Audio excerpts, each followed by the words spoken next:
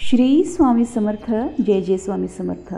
भक्त हो, नागपंचमी हा सण आता जवळ येत आहे. तुम्हाला माहीत आहे का, नागपंचमी हा सण कशापासून, केव्हा व का सुरू झाला?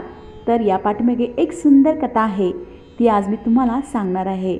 खूप छान अशी सुंदर कथा आहे. मग हा व्हिडिओ तुम्ही शेवटपर्यंत आवर्जून पहा. तर प्राचीन काळामध्ये एक शेठजी राहत होते. त्यांना 7 मुले होते आणि 7ही मुलांचे विवाह झाले होते. 7ही सुना खूप छान व सुंदर होत्या. त्यातील शेवटची जी 7वी सूनबाई होती ती अत्यंत साध्या स्वभावाची व प्रेमळ व सुशील होती. मग एक दिवस काय झाले, सर्वात मोठी जाऊबाई इतर जाऊबाईंना म्हणाली की घरातील भिंती सारून घेऊया. मग मोठी जाऊबाईने सांगितलेल्या आज्ञेप्रमाणे सर्वजण म्हणाल्या की हो ताई, सारून घेऊया. मग त्यात सर्वजण मिळून शेतामध्ये माती आणण्यासाठी गेल्या. माती घेण्यासाठी खुरपे व पाटी घेऊन त्या जात होत्या. मग त्यांना पांढरी माती शेतामध्ये दिसली. सर्वजण खुरप्याने ती माती पोखरून काढायला सुरुवात केली. मग अचानक काय झाले, त्या मातीमधून एक साप बाहेर निघाला. साप बघताच मोठ्या जाऊबाईने खुरपीच्या सहाय्याने त्या सापास मारण्याचा प्रयत्न केला. ते पाहताच सर्वात छोटी जाऊबाई जी होती ती म्हणाली, ताई, त्या सापास मारू नका, तो निरपराध आहे, त्यास तुम्ही अजिबात मारू नका, असे छोट्या जाऊबाईंनी मोठ्या जाऊबाईला सांगितले. हे बोलणे ऐकल्यावर मोठ्या जाऊबाईने त्या सापाला मारण्याचे थांबविले. अगदी काहीच क्षणात तो साप तिथून निघून एका झाडाजवळ जाऊन बसला. त्यानंतर छोटी जाऊबाई म्हणजे 7व्या नंबरची जी जाऊबाई होती ती सापाजवळ गेली आणि त्या सापास म्हणाली, हे नागदेव, मला क्षमा करा.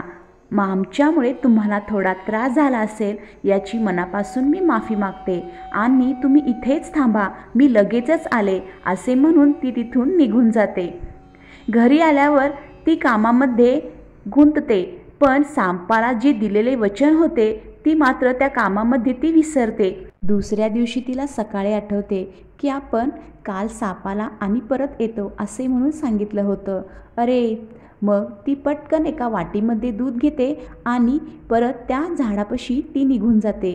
पाहते तर काय, तो साप अजून तिथेच बसलेला असतो. ती थोडी भावूक होते आणि म्हणते, हे बंधू, मला माफ करा, मी तुम्हाला परत येते असे सांगून मी माझ्या कामामध्ये विसरले, मला मनापासून क्षमा असावी. यावर नागदेवता म्हणाले, तू काल परत येतो असं म्हणून जर नाही आली असतीस मी तर तुला डसलं असतो, परंतु तू परत मला भेटायला आली आहेस आणि मला आता तू बंधू असे देखील म्हणाले आहेस. मग आजपासून मी तुझा भाऊ आहे आणि तू माझी बहीण आहेस. सांग, तुला आता काय हवे आहे? यावर ती स्त्री म्हणते, हे बंधू, मला काहीच नको आहे, माझे कोणीही नाही. मग माझ्या भावाची जेव्हा मला आठवण होईल, जेव्हा मी हाक मारेन, तेव्हा तू लगेचच माझ्याजवळ यावे, इतकीच माझी इच्छा आहे. थोड्याच दिवसात पावसाळ्याचे दिवस सुरू झाले. सर्व जावा आपापल्या माहेरी जाण्यासाठी तयार झाल्या. मग सर्वात छोटी जी जाऊबाई होती ती मात्र शांत उभी होती. मोठ्या जाऊबाईने तिला म्हणाले, अगं, तुझे तर कोणीच नाही, मग तू कुठे जाणार, तू तर इथेच राहा, असे म्हणून त्या सर्वजण निघून गेल्या. ती खूप दुःखी झाली होती. परंतु घराबाहेर नागदेवता हे सर्व काही ऐकून घेत होते.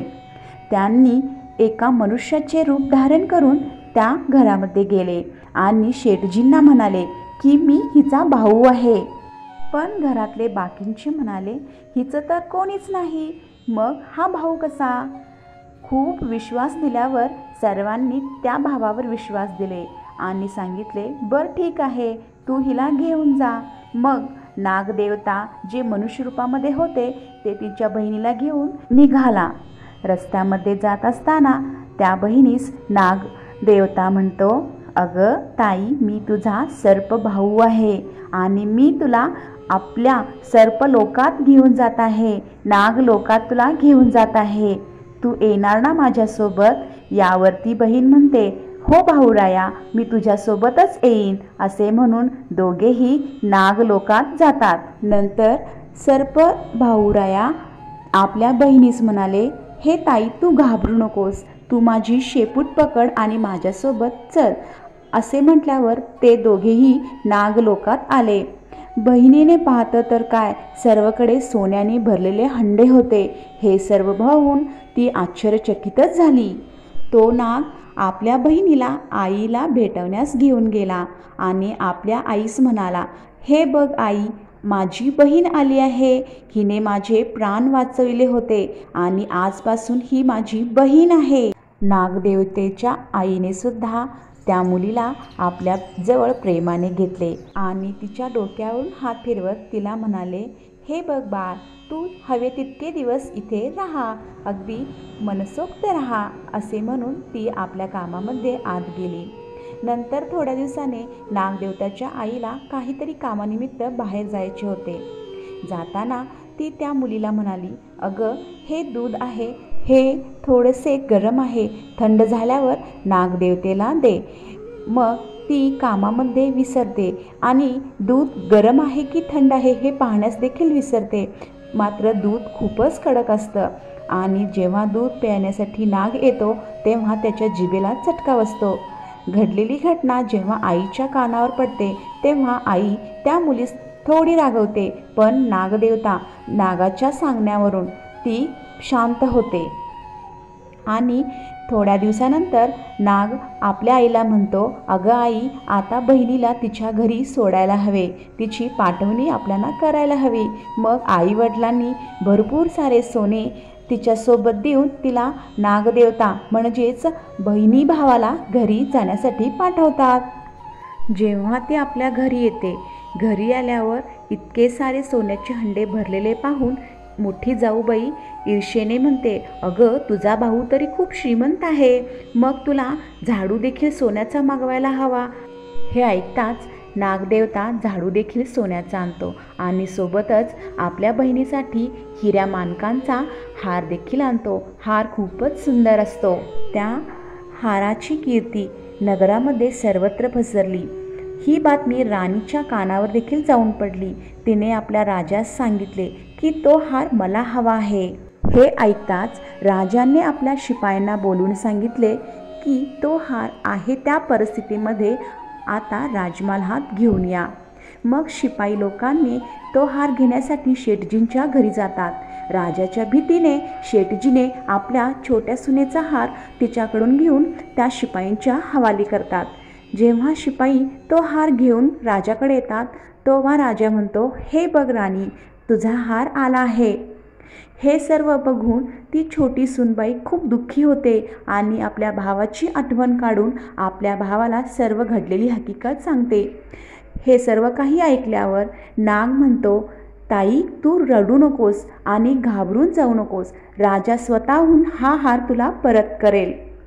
जेव्हा राणी आपल्या गळ्यामध्ये तो हार घालायचा प्रयत्न करते, हार घालताच क्षणी त्या हाराचे रूपांतर एका नाग सापामध्ये होते. हे बघताच ती अगदी घाबरते आणि पटकन तो हार काढून झटकून बाजूला टाकते. हे सर्व पाहताच राजा त्या सुनबाईला आपल्या राजमहालात उपस्थित होण्याचा आदेश देतो.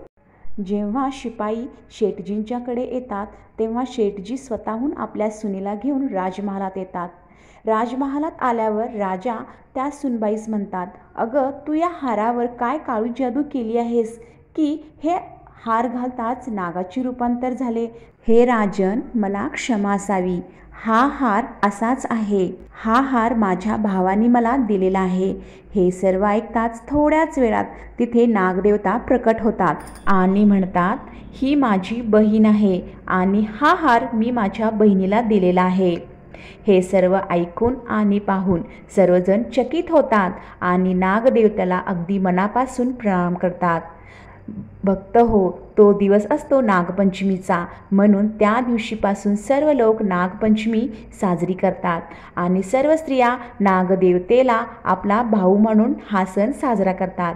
तर भक्त हो, आजची नागपंचमीची ही कथा तुम्हाला खूप आवडली असेल अशी मी आशा व्यक्त करते आणि आजचा हा व्हिडिओ इथेच थांबविते. पुन्हा भेटूयात एका नवीन कथेमध्ये. तोपर्यंत सर्वांना धन्यवाद.